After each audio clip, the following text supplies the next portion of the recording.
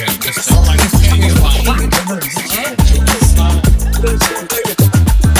My parents.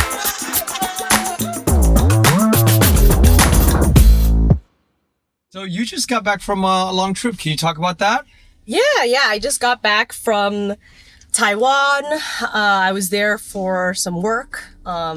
But because I do not like to deal with jet lag, so then I flew in like a week and a half before I needed to be there. And All right. This is the problem I have with everybody who goes to Taiwan. Are you ready for it? Yeah. What is This is it? already getting heated. Yeah, this is heated. Tell me This is the problem I have with everybody who goes to Taiwan. Did you go to Vietnam on that trip to Taiwan? I thought about it. See? I thought That's about the it. problem I have. Wait, why is that? Why? Why? It's not on Because- the way. Taiwan's on the way to It's Vietnam. 3 hours. It's 3 hours away from. It's a skip. You're already in that part of the world. That's a big problem. And here's a bigger problem: is that everybody I talk to who go to Taiwan who've never been to Vietnam, I'm like, wait a minute, why did you not just hop on a plane for 3.5 hours and go to your motherland? Do you agree? No, I do not agree that if you're going to Taiwan, you absolutely have to go to Vietnam. No, that I disagree. But I did strongly consider it. And the reason I didn't is because if I did, I would have only had like 4 days. And wouldn't you agree that if you only have 3 to 4 days, then you shouldn't go to Vietnam? Because it's not enough time. For me, even just touching down and smelling You don't think you the get? air. You don't think you get like Vietnam blue balls? just as cheese. Like I'm good there. This doesn't feel good. For me, even just touching down and picking back up is good enough. Just touching down. You know what I'm Just a saying? tip, Just a tip. and then fly back out. You got to go to Vietnam if you're in Taiwan. And I don't feel any. 3 hours? I don't feel any other way about any other country locally or the other hubs like Korea, Japan. Of course you don't. Surprise. Yeah. Taiwan is. The host of the Vietnamese podcast No. doesn't feel this way about. No, that's not what I meant. I meant even if people fly into Japan or Korea and they don't go to Vietnam, I don't have a problem with that. I don't know why. It's Taiwan just specific. specifically Taiwan. What you're saying is that you're It goes racist hand in hand. against the Taiwanese people. No. It's quite the opposite. When you go to Taiwan, well, I'm so close to Taiwan. So I'm like, when I go to Taiwan, I automatically have to go to Vietnam. That's just me. Every time, if I'm going to Taiwan, I have to be in Vietnam. All right. Well, if you would like, we could unpack, this psychological. Does it have anything to do with your ex-wife being Taiwanese? I mean, When I touch down in Taipei, I need to make sure I go to My Saigon kids- right after. my kid's homeland. That's some funny stuff. I was talking about like different kinds of love language. And one of the hills that I will die on is when we're talking about love. I think that as people, we have, oftentimes we have a limited ability to think about what love is. And so when people, even immediately when I say love, I have a feeling that in your heads, y'all started thinking about romantic love. And one of the hills that I will die on is that we need to change the way that we think about and talk about love so that it does not become something that is immediately connected to romantic love. I think the reason why people attach so much success, quote unquote, to eros and romantic love is because it's one of the hardest ones to find and maintain. Because we're constantly dealing with this vulnerability. It's hard to really pinpoint what you're truly feeling because there's so much going on. But, when you think about parents and children and brothers and sisters, it's kind of standard for the most part, right? It's new. It's the finding of the person in which you would love is easier, but the development of the love is not always easy. Like my love for my brother is very complicated. That's why when you said it was standard, I'm like, what do you mean by standard? For me, it's standard. It's like, I love my mom loves me, I love my brother.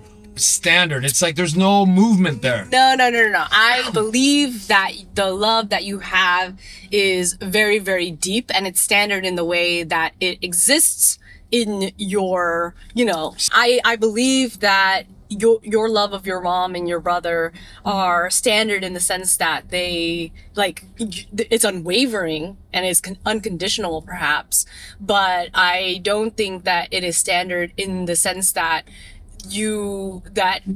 your relationship with both people, your mom and your brother, have gone through different seasons, through different chapters, and whatever changes you're experiencing in your life are going to impact that relationship. And you have to cultivate and nourish that relationship. And based on what I've heard from our conversations in the past, you do that, right? But if you didn't cultivate that relationship, let's just use your relationship with your brother, for example.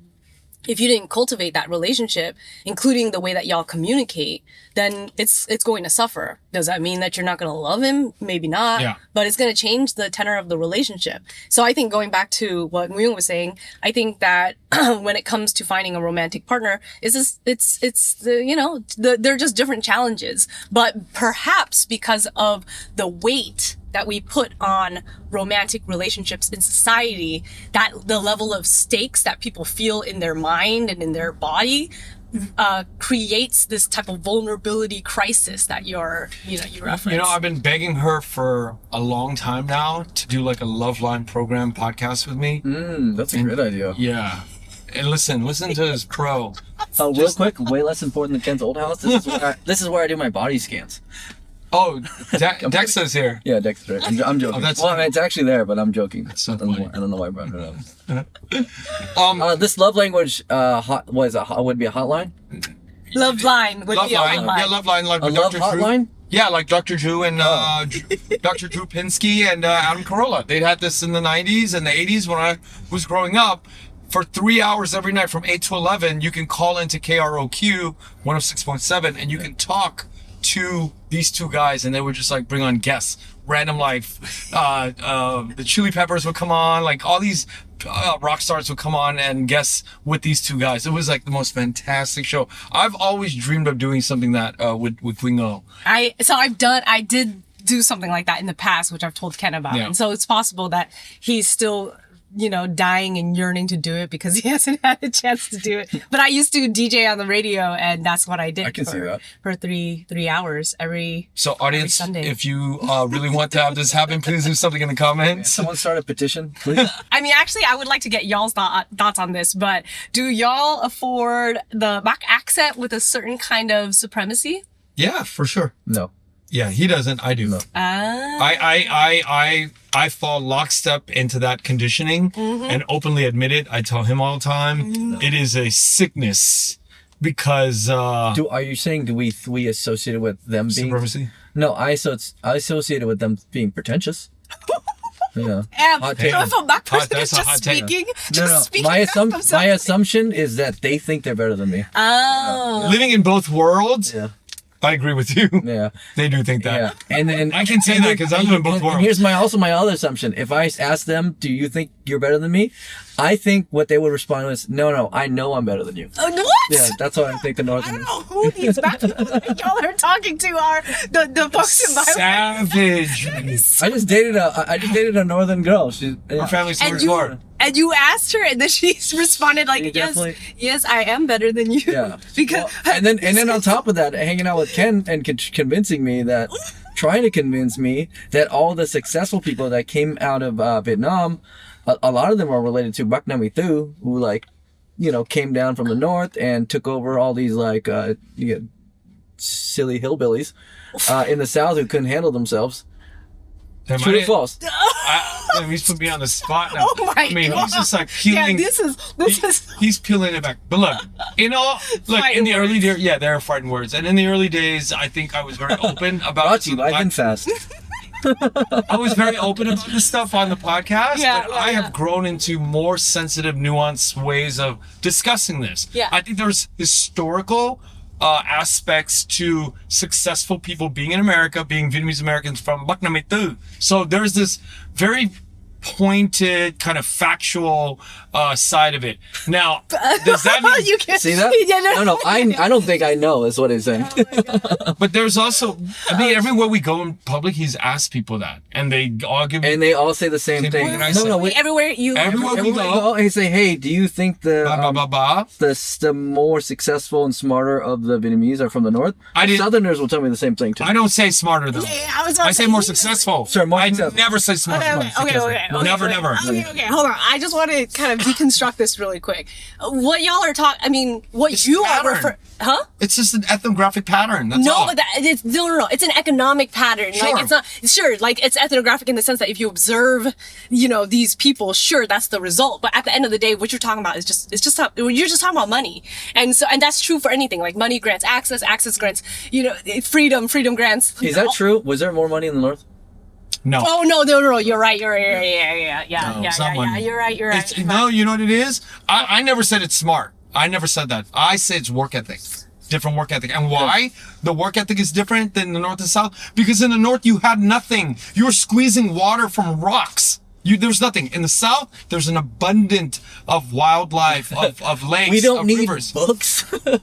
Say again? We say we don't need books. We got produce and stuff like that. Why we gotta think? We can guide. Yeah. And in the south, it's a warmer climate. And then in the north, it's cold. You don't want to go outside. So what do? In colder climates, you stay inside. But look, I know from anthropology departments all over the world that what I'm saying is a load of crap. That's proven. It's a load of crap. What I'm saying is a load of crap. But it's just a gross, nasty generalization that exists in my brain Right, yes. that I'm always Just looking. like romantic relationships, Absolutely. you're trying to shift the I'm trying to shed it. It's a toxicity inside of me that I'm always willing to admit. Yeah. Right? Am I not right? I always admit it. I'm like, yo. He's it's like, not- you're not working hard I enough. always feel like I'm getting convinced that maybe. Damn. Okay. So Let me just follow up. This man was like, he pointed at me. There's no way that you have no northern blood in you. Too successful. Made me ask my family where you go. And they are from the north, though. And someone. That's from the north, yeah. And he's the military officer. Yeah. But it's a pattern. It's not. I'm not saying that there are no southern. this is how he does it too. This is how he indoctrinates you. My dad's whole family. You're right. My dad's whole family are southern guys, and they're all brilliant people. they're brilliant. We're a doctor. You had officers that were in the CIA that came to the United States in 1963. Does that make you brilliant, or does that make you a shill for the empire? Oh, it's shield for the empire. You're a brilliant shield for the empire. You are. You're a brilliant shield for the empire.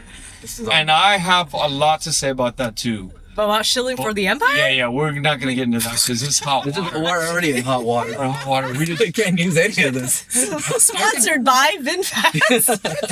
I think it's like Vietnamese Americans talking about their their lineage. Okay. Well, I didn't know that y'all were gonna go the heck off about. We're off the deep end. You don't get. Yeah. I just brought it up. That's my hot take, though. Yeah, that's your hot take. That's your hot take. No, I just brought it up because I wanted to talk about the accent. Brought to you by VinFast. Oh my god! This was going to spiral into chaos.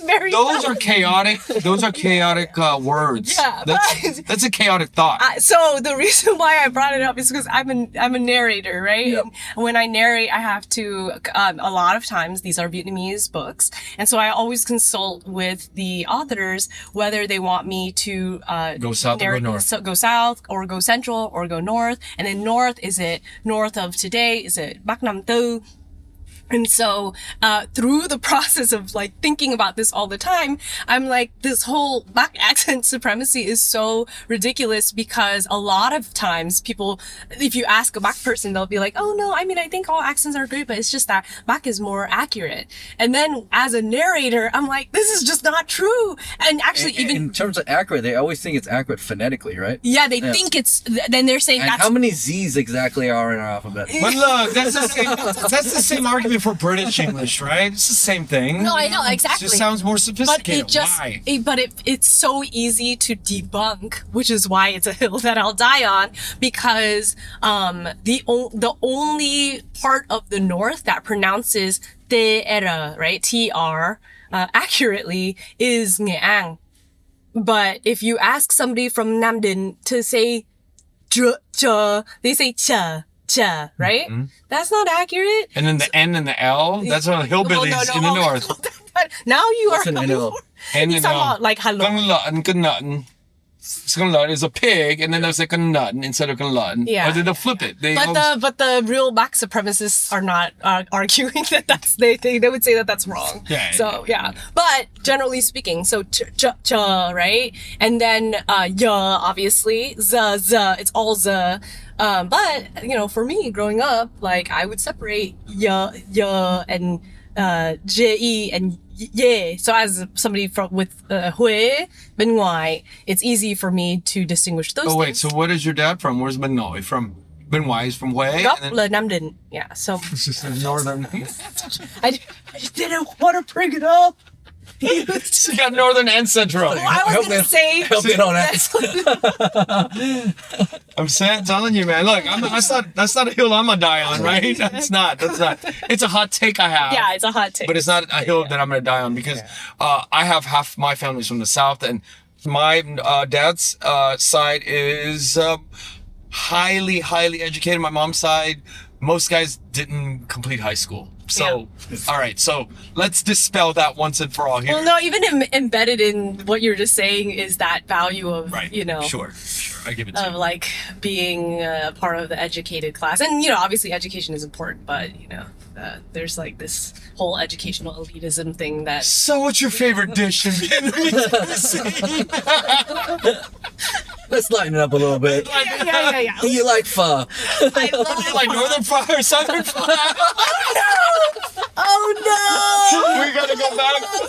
I love Northern Pho. Oh! That's the hill I'll die on. No, it's on the hill because No, I like Northern Pho. I don't I like claim Northern it to be the best, but it is the best good. for me.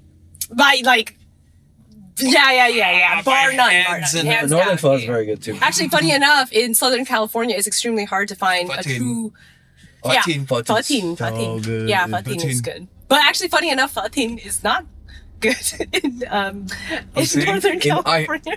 Northern California? Yeah. Oh, they have a location? They have a location up there, and it's wow. not great. But luckily for us, up in Northern California, it's all good because there's Northern Pho everywhere in San Jose, in the San Jose What's area. that restaurant, Turtle, whatever? Turtle Tower. Turtle Tower. That was the first place I ever had northern pho, right? Oh, That's a ginger, right? Yeah. That's all northern pho. It's reopening. Oh wow! Yeah, it it's shut down a few reopening in years San ago. Francisco. But the Pho Hanoi in San Jose is amazing. But my go-to in San Jose is Dak Pho, and it's like true pho back, and that's my favorite.